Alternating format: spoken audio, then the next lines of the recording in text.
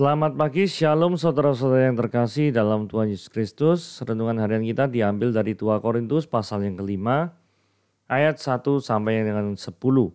Judul renungan kita pada hari ini adalah berkemah.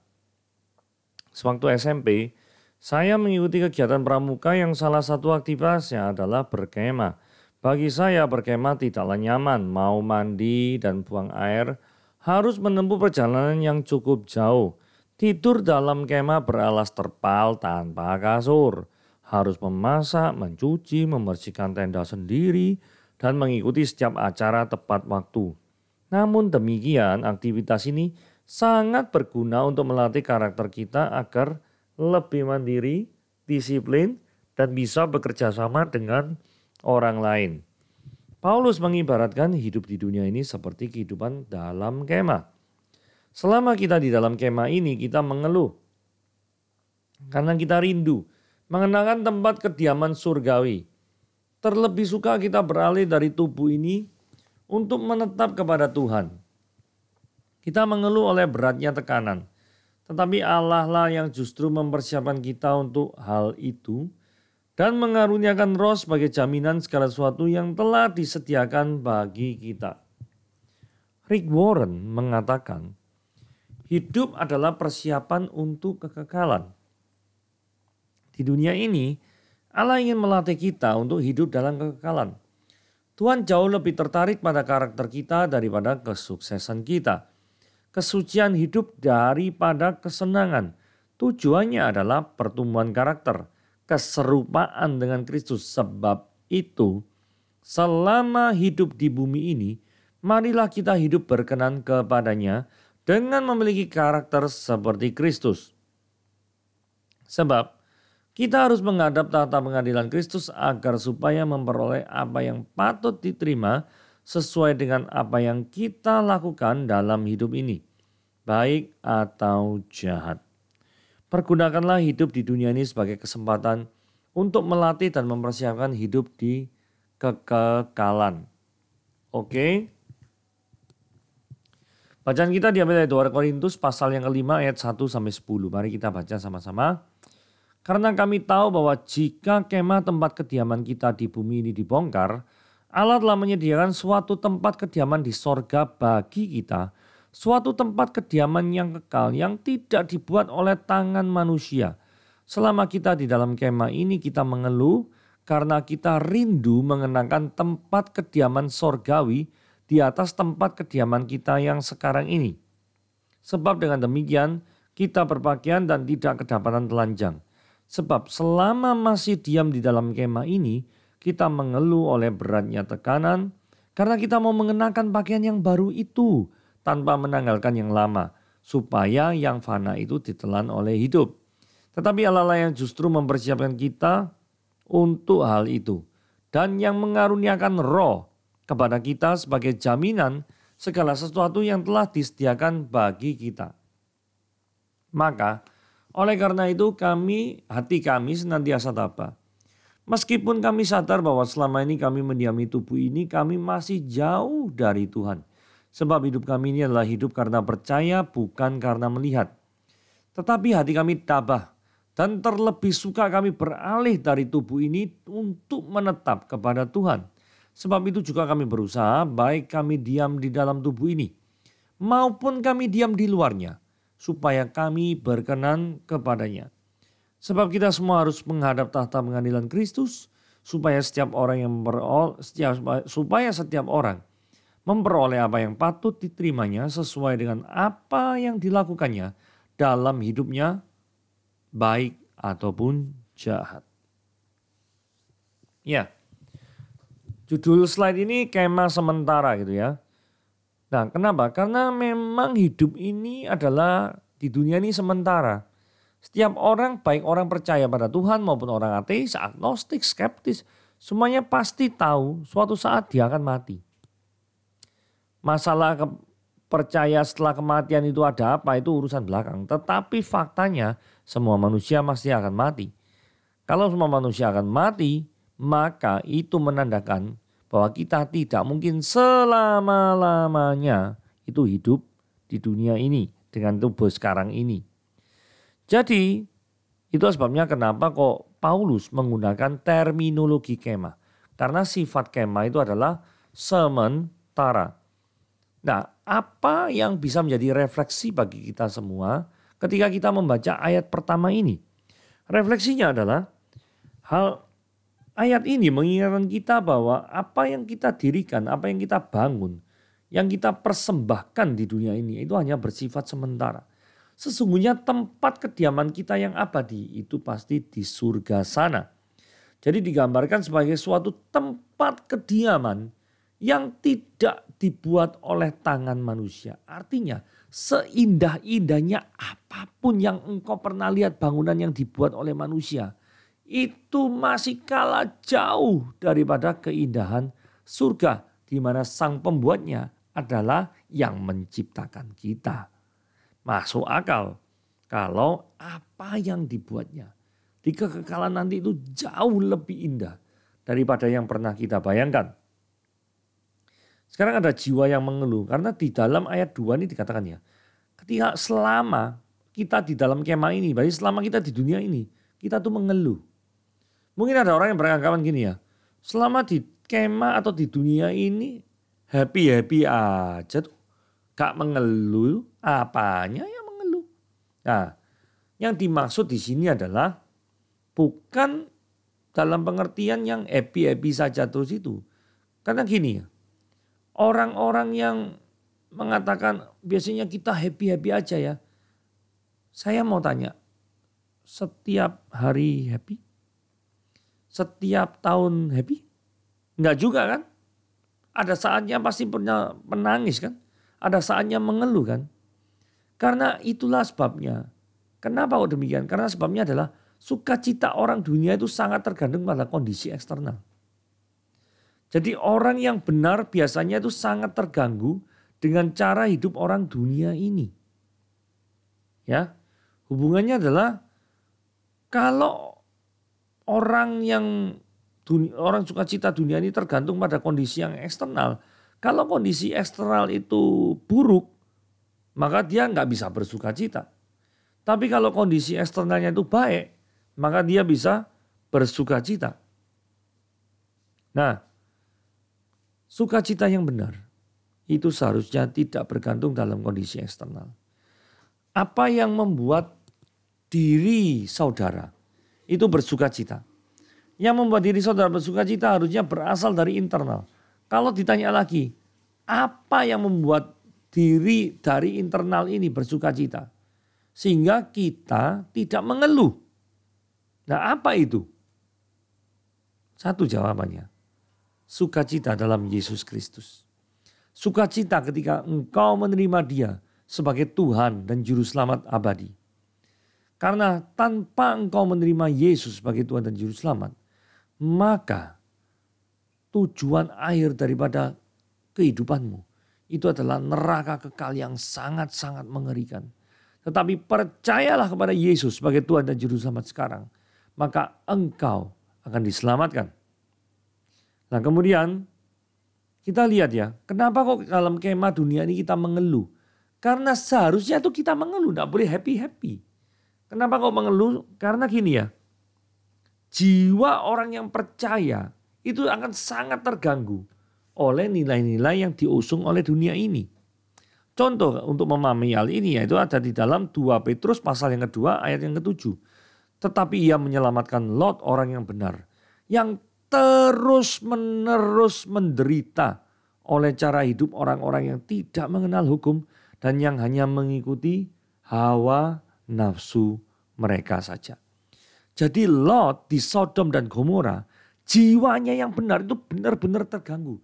Kalau saudara adalah orang yang benar dan saudara merasa tidak terganggu oleh cara pandang dunia ini, oleh cara hidup yang bobrok, saya menjadi ragu apakah saudara itu benar apa enggak gitu ya. Karena bagi Lot orang yang benar, ini pasti logikanya jiwanya terganggu gitu loh. Gampangannya seperti itu ya. Nah, ayat 3 dikatakan sebab dengan demikian kita berpakaian dan tidak kedapatan telanjang. Maksudnya gini ya, di ayat yang sebelumnya itu kan dikatakan kita tuh rindu tempat kediaman surgawi.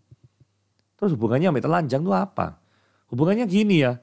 Kalau di tempat kediaman sorgawi kita mengalami penebusan Kristus. Ketika kita mengalami penebusan Kristus, dosa-dosanya diampuni. Dosa-dosa diampuni maka kita tidak akan mendapatkan malu. Tapi kalau dosa-dosa kita itu tidak diampuni, maka kita akan kedapatan telanjang dan malu. Fakta bahwa kita itu berpakaian dan tidak kedapatan telanjang di ayat 3. Ini menunjukkan, melambangkan bahwa orang yang seperti ini itu sudah menerima Yesus sebagai Tuhan dan Juru Selamat. Sebagaimana yang kita lihat dalam Kejadian pasal yang kedua ayat 6-8. Bahwa perempuan itu melihat bahwa buah pohon itu baik untuk dimakan dan sedap di kelihatannya. Lagi pula pohon itu menarik hatinya karena memberi pengertian. Lalu ia mengambil dari buahnya dan dimakannya dan diberikannya juga kepada suaminya yang bersama-sama dengan dia. Dan suaminya pun memakannya. Nah ini perhatikan baik-baik. Maka terbukalah mata mereka berdua dan mereka tahu bahwa mereka telanjang. Nah jadi di sini dapat kita lihat bahwa setelah mereka melakukan pelanggaran firman Tuhan itu, maka mereka itu kedapatan telanjang. Mereka tahu konsekuensinya. Dan mereka menyematkan daun pohon ara dan membuat cawat. Jadi ada hubungan antara shame dengan sin. Antara rasa malu dengan dosa yang kau lakukan. Tak berarti celakalah kita. Kalau ketika kita sedang berbuat dosa. Tapi kita tidak memiliki rasa malu. Saya ulangi ya. Celakalah kita kalau kita ketika sedang berdosa, kita tidak memiliki rasa malu di hadapan Tuhan. Itu adalah hal yang sangat parah sekali. Apakah dosa kita sudah sedemikian parah sehingga sudah tidak punya rasa malu lagi? Kalau ini sih benar-benar parah kalau gitu. Nah ayat 4 dikatakan, sebab selama masih didiam di dalam kemah ini, yaitu di dunia ini, kita mengeluh oleh beratnya tekanan. Memang dunia ini bukan tempat tinggal ideal bagi orang yang mencintai Tuhan. Karena dunia ini memiliki cara pandang tertentu yang berbeda dan bertentangan dengan prinsip kekristenan. Seperti yang pernah kita bahas di renungan harian yang kemarin. Bagi saudara yang belum mendengar renungan harian kemarin dibahas tentang cara pandang dunia dan cara pandang firman Tuhan. Itulah sebabnya kondisi yang membuat kita tertekan adalah keinginan kita untuk menjadi pengikut Kristus. Tapi masih tidak rela untuk melepaskan kehidupan lama. Nah kalau kita memiliki kondisi yang seperti ini, kita akan jadi mudah tertekan. Kenapa? Satu sisi pengen jadi pengikut Kristus, satu sisi tidak mau melepaskan kenyamanan yang berdosa. Nah ini repot. Ini bertentangan dengan Lukas 9 ayat 23. Dikatakan begini, setiap orang yang mau mengikut aku, dia harus menyangkal dirinya, memikul salibnya setiap hari dan mengikut aku. Dikatakan di sini memikul salibnya 1 tahun sekali? Enggak. Yaitu setiap hari. Every day in your life. Setiap hari. Saudara, apakah saudara pengikut Kristus? Apakah saudara tertekan? Mungkin yang menyebabkan saudara tertekan bukan pergumulan Anda sebagai orang benar. Mungkin itu bisa. Tetapi kadang-kadang kau tidak mengalami pergumulan untuk pengambilan keputusan tertentu. Tapi tetap tertekan. Gara-gara apa kau bisa tertekan? Karena engkau tidak rela melepaskan kebiasaanmu yang buruk. Dan itu yang membuat engkau tertekan.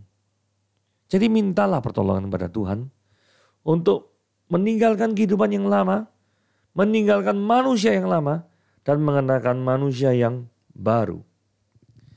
Ayat yang kelima, tetapi Allah lah yang justru mempersiapkan kita untuk hal itu dan yang memengaruhi roh kepada kita sebagai jaminan segala sesuatu yang telah disediakan bagi kita. Nah ini diterangkan tentang peran Roh Kudus. Peran Roh Kudus itu adalah menopang kita. Kemudian mendampingi kita. Dan mempersiapkan kita untuk menghadapi tekanan-tekanan. 1 Korintus 10 ayat 13 ayat yang sangat terkenal sekali dikatakan. Pencobaan-pencobaan yang kamu alami adalah pencobaan-pencobaan biasa yang tidak melebihi kekuatan manusia.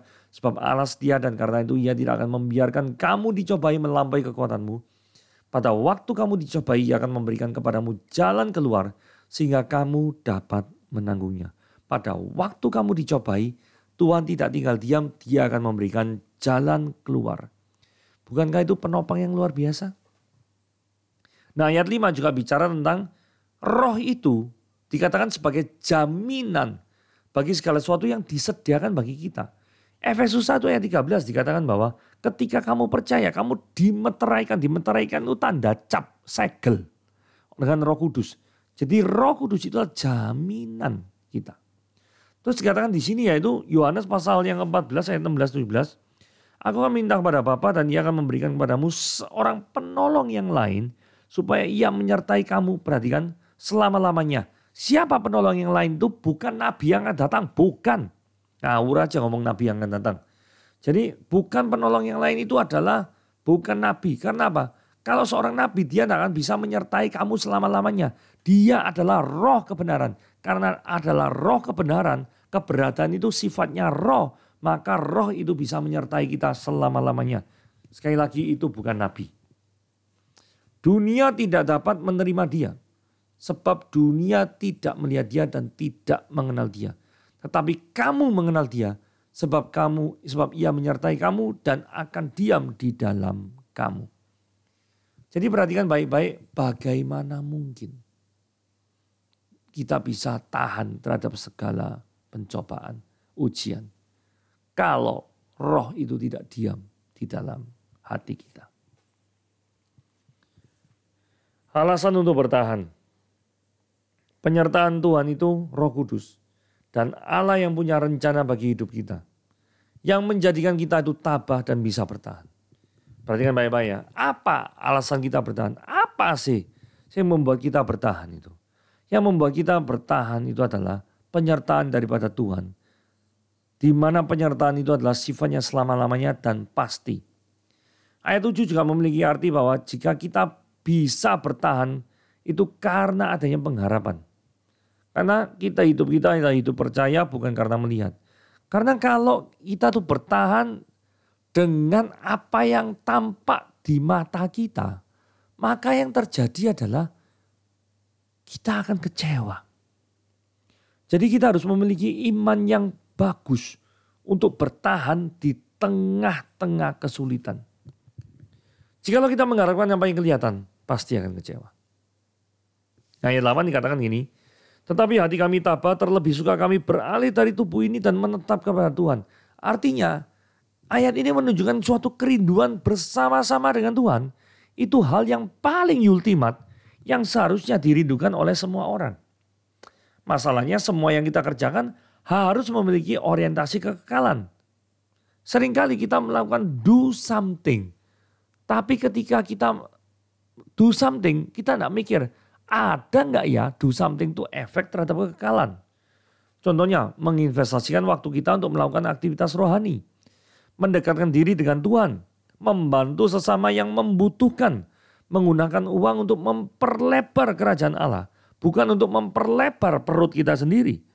Mendasarkan segala aktivitas hanya kepada Tuhan. Bukan karena tekanan publik. Karena seringkali kita melakukan keputusan itu karena tekanan publik. Bukan based on God's will. Nah, dari sini kita ditegur ya. Biarlah kita dalam pengambilan keputusan itu harus selalu bersandar penuh on God's will. Bukan on my will. Repot kalau on my will. Karena apa? Kalau on my will berarti segala sesuatunya yang bertata mengatur kehidupan ini adalah kita. Bukan Tuhan. Tetapi nyatanya kita adalah merajakan dia. Menjadikan dia raja dalam kehidupan diri kita. Maka seharusnya lah kita tuh tunduk kepada dia. Nah, ayat 9 dikatakan, sebab itu kami berusaha, baik kami diam dalam tubuh ini maupun kami diam di luarnya. Maksudnya apa sih? Maksudnya gini ya. Jadi berkenan kepada Tuhan itu tak boleh memiliki konsep nanti. Kalau sudah di luar tubuh. Bukan. Kalau sudah di luar tubuh itu berarti ya jiwanya mati. Ya. Berkenan kepada Tuhan itu harus mulai sekarang. Now. Ketika kita masih dalam posisi di dalam tubuh. Jadi aplikasi praktisnya seringkali itu kita tunda-tunda untuk menaati dan mengikuti Tuhan dengan baik. Tunda-tunda pelayanan. Tunda-tunda untuk giving the best for our God. Itu seringkali tunda-tunda. Firman Tuhan khususnya pada hari ini ayat yang 9 mengatakan sekaranglah waktunya, segera, bukan nanti, segera, sekarang. Jangan berlambat-lambat. Ya. Ayat 10 yang terakhir, kita semua harus menghadap tahta pengadilan Kristus. Supaya setiap orang memperoleh apa yang patut diterimanya sesuai dengan yang dilakukannya dalam hidupnya, baik atau jahat. Jadi setiap daripada kita harus bertanggung jawab terhadap apapun yang kita lakukan di dunia ini. Sekali lagi saya katakan apapun. Jadi adanya kehidupan setelah kematian.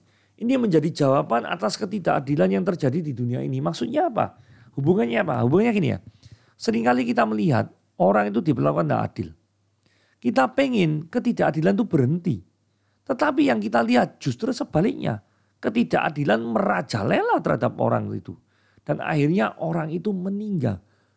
Dan tetap mengalami ketidakadilan dalam proses dia meninggal. Ngeri kan yang seperti ini ya.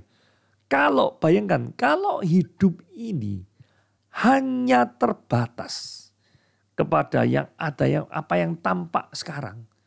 Maka jiwa atau rasa kehausan seseorang tentang keadilan itu tidak akan terpuaskan. Padahal deep inside in human being itu merindukan keadilan itu ditegakkan. Benar nggak? Tapi kalau kita tidak percaya kehidupan setelah kematian. Terus hidup itu orang tidak mengalami ketidakadilan terus selama hidup ini. Terus kemudian cuma mati, bus, hilang gitu. Ya berarti rasa ketidakadilan tidak dipuaskan tuh ya. Ngerti ya maksudnya ya. Itulah hubungan antara rasa keadilan dan rasa keadilan yang dipuaskan dengan kehidupan setelah kematian. Oke, renungan kita sampai di sini. Tuhan Yesus memberkati.